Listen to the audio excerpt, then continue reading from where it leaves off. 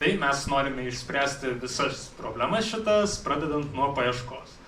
Dėl ko nuo paieškos, nes keletą mygtukų paspaudimų ir žinote savo projekto kainą.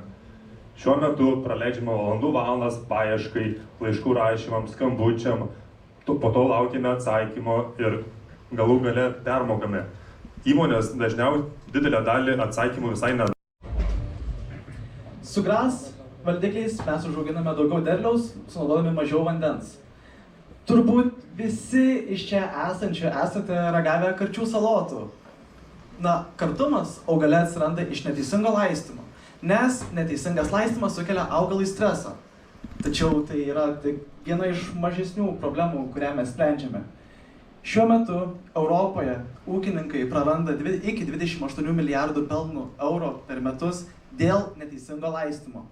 Rinkoje situacija yra išties prasta, nes valdikliai įprastai palaiko tik ribotą kiekį jutiklių, jie nesiremia jokiais realiais